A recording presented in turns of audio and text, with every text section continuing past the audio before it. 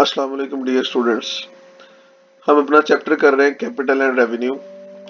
आपको जो notes provide किए गए हैं उन नोट्स में जो अजीम एकेडमी यानी सुहेल अफजल वाली बुक से जो क्वेश्चन मैंने अटैच किए हैं साथ, उनमें से प्रॉब्लम नंबर है 12। आज हम इसको सॉल्व करते हैं। State with reasons whether each of the following items should be classified as revenue or as capital or revenue. वजूहात के साथ बताएं कि मदद झैल में से कौन सी कैपिटल होगी और कौन सी रेवेन्यू होगी। तो शुरू करते हैं नंबर 1 से। तो नंबर 1 है wages paid on erection of machinery. Machinery लगाने पे वेजेस पे किए हैं। मशीनरी आपका फिक्स एसेट है, इसको आप एक दफा लगा के बेनिफिट्स लंबे अरसे तक हासिल करेंगे।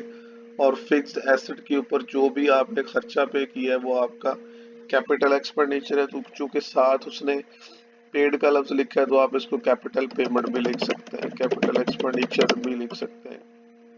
रीजन इसकी लिखेंगे बिकॉज ट्रांजैक्शन की statement wages paid on erection of machinery is of non-recurring nature and provides benefits for more than 1 year.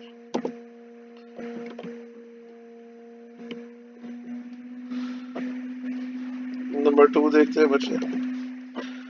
Repairs of machinery for keeping it in working condition. Machinery की repairing करवाई है ताकि इसको working condition में रखा जा सके। तो रिपेयरिंग करवाना हमारा ये काम, रिपेयरिंग के निकलते रहते हैं, रूटीन नेचर है, तो ये हमारा रेवेन्यू एक्सपेंडिचर है। तो रीजन लिखेंगे बिकॉज, आगे हम ट्रांजैक्शन की वर्डिंग लिखेंगे रिपेयर्स ऑफ मशीनरी। जरूरी नहीं है ट्रांजैक्शन की वर्डिंग आपने सारी लिखनी है, आप इसमें से शॉर्ट करके भी लिख सकते हैं। Because repairs of machinery is of recurring nature and provides benefits for 1 year।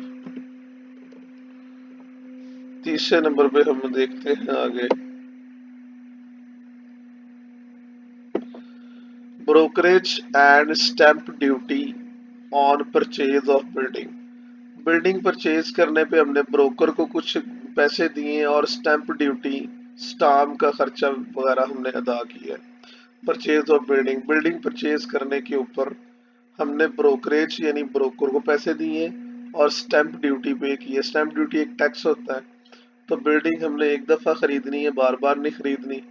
ठीक है, हमारा फिक्स एसेट है, फिक्स एसेट के ऊपर जो भी खर्चा होगा वो हमारा कैपिटल एक्सपेंडिचर है। तो इसको हम लिखेंगे कैपिटल एक्सपेंडिचर और रीजन लिखेंगे बिकॉज, आगे ट्रांजैक्शन की wording brokerage and stamp duty on building is of non recurring nature and provides benefits for more than 1 year।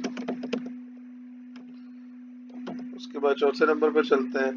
Interest paid on loan borrowed for business. Interest paid, सूद अदा किया, on loan कर्ज पर, borrowed for business कारोबार के लिए उधार लिए हुए, कर्ज पर सूद अदा किए। तो ये हमारी पेमेंट है। तो इंटरेस्ट हम रूटीन में पे करते रहते हैं, बार बार पे करना है जब तक लोन की रीपेमेंट, लोन वापस नहीं हो जाता तब तक इंटरेस्ट हमने पे करते रहना। तो ये हमारी रेवेन्यू पेमेंट है, क्योंकि पेड का लफ्ज यूज किया, आप इसको रेवेन्यू एक्सपेंडिचर भी लिख सकते हैं। तो रीजन लिखूंगा बिकॉज ट्रांजैक्शन की statement interest paid on loan borrowed for business is of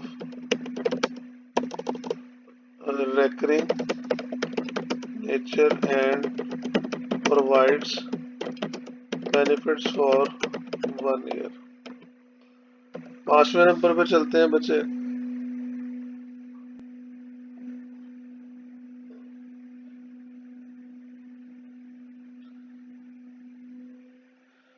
तो 5वें नंबर पे हमारे पास है जी 5वीं ट्रांजैक्शन है, amount incurred for providing uniform to staff. Staff को यूनिफॉर्म मुहैया करने पे पैसे खर्च हुए हैं। तो ये रूटीन का इवेंट है, ये हमारा रेवेन्यू एक्सपेंडिचर है। बिकॉज आगे लिखेंगे जी इस ट्रांजैक्शन की wording amount incurred for providing uniform to staff is of recurring nature and provides benefits for 1 year। तो यहाँ तक 5 ट्रांजैक्शंस का मैंने एनालिसिस करके इसको कैपिटल और रेवेन्यू में मैंने कैटेगराइज किया, तो मैं उम्मीद करता हूँ यहाँ तक आपको समझ आई होगी। आगे चलते हैं 6 नंबर पे। तो 6 नंबर पे कहता है कैरेज पेड, किराया अदा किया। तो ये पेड है तो पेमेंट है ये। On goods purchase, goods purchase करने पर हमने किराया अदा किया। तो गुड्स हम रूटीन में परचेज करते रहते हैं, बार बार परचेज करते रहते हैं, तो ये करंट एसेट है क्योंकि हम ये गुड्स खरीदते हैं बेचने के लिए, तो ये हमारा करंट एसेट है। गुड्स हम बार बार खरीदते हैं, इसके ऊपर जो हमने कैरेज पे किया है, किराया अदा किया, ये हमारा रेवेन्यू एक्सपेंडिचर भी है और रेवेन्यू पेमेंट भी है। मैं दोनों लिख देता हूँ, रेवेन्यू एक्सपेंडिचर। अब आप ये पूछेंगे कि सर पेमेंट क्यों लिखना है, क्योंकि उसने लफ्ज पेड इस्तेमाल किया है, तो हम पेमेंट इसको लिख सकते हैं, एक्सपेंडिचर भी लिख सकते हैं। बिकॉज आगे ट्रांजैक्शन की wording carriage paid on goods purchased is of recurring nature and provides benefits for 1 year। Spelling ठीक कर लीजिएगा। उसके बाद हम 7वीं की तरफ बढ़ते हैं। 7वीं ट्रांजैक्शन हमारे पास है वेजेस पेड, वेजेस अदा किए। तो पेड का लफ्ज आ गया, तो ये भी हमारी पेमेंट है। To factory worker, factory worker को for the extension of building, building में एक्सटेंशन हमने की है। एक्सटेंशन का मतलब होता है इजाफा करना, ठीक है, एक्सटेंड करना, बढ़ाना। तो बिल्डिंग को बढ़ाने पे हमने क्या किया है जी, वेजेस पे किए हैं, ठीक है। तो बिल्डिंग की एक्सटेंशन जो है ये हमने की है, ये रोज रोज नहीं होनी, ठीक है, सेल्डम होगी, और इसके अगेंस्ट फायदे लंबे अरसे तक मिलेंगे। और बिल्डिंग हमारा फिक्स एसेट है, फिक्स एसेट के ऊपर होने वाला खर्चा या अदायगी हमारी कैपिटल कहलाती है। तो हम इसको लिखेंगे कैपिटल एक्सपेंडिचर या कैपिटल पेमेंट, और लिखेंगे because wages paid for the extension.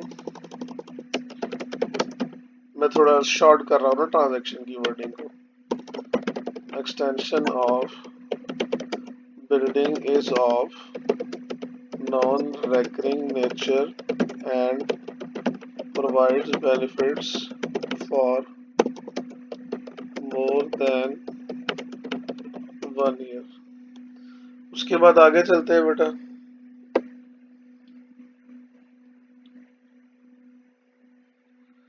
आगे हमारे पास 8वें नंबर पे है commission paid on issue of debenture. Commission paid, commission अदा किया है डिबेंचर इशू करने पर। कंपनी डिबेंचर इशू करके लोगों से पैसा उधार लेती है। जिस तरह कंपनी शेयर इशू करके सरमाया इकट्ठा करती है, इसी तरह कंपनी डिबेंचर इशू करके जनरल पब्लिक से, लोगों से पैसा उधार लेती है। तो उधार लिया गया पैसा लंबे अरसे तक इस्तेमाल होगा, तो जो फिर डिबेंचर इशू करने पर कमीशन पे किया है, ये हमारा फिर क्या होगा, कैपिटल एक्सपेंडिचर होगा, क्योंकि इसके अगेंस्ट जो हमें लोन मिल रहा है उसने हमें लंबे अरसे तक फायदे देने हैं। तो मैं लिखता हूँ जी कैपिटल पेमेंट भी, चले उसको हम कैपिटल पेमेंट लिख लेते हैं, कैपिटल एक्सपेंडिचर भी लिख लेते हैं। तो लिखते हैं बिकॉज ट्रांजैक्शन की wording commission paid on issue of debentures is of non-recurring nature and provides benefits for more than 1 year। आगे चलते हैं बेटा।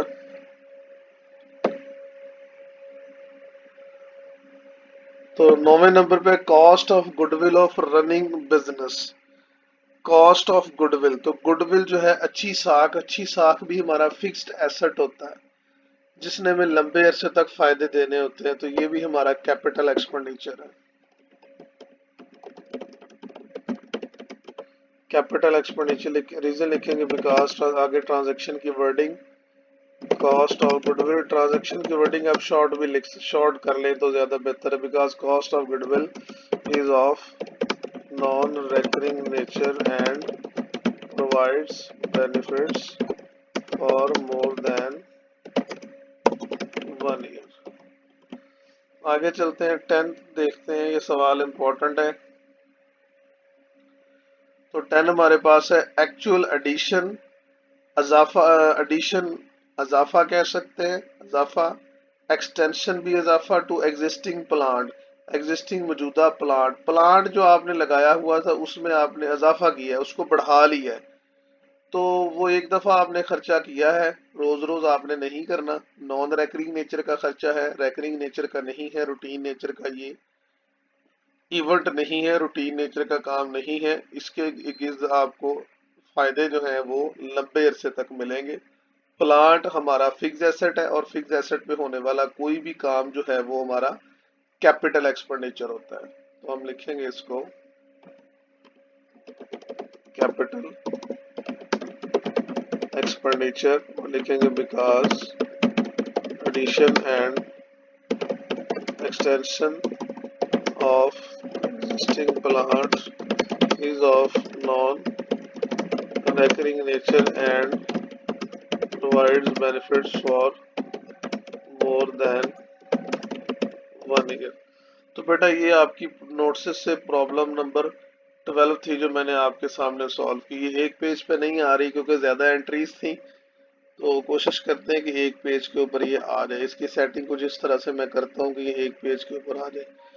ये क्वेश्चन था और ये नीचे उसका सोल्यूशन है।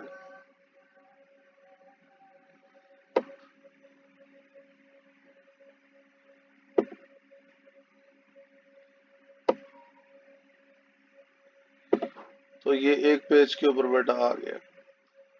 तो ये क्वेश्चन था, तो और ये उसका नीचे हमने सॉल्यूशन किया। और मैं इसको लेस जूम करता हूं तो आपको पता चल जाएगा कि एक पेज के ऊपर भी हमारा आ रहा है।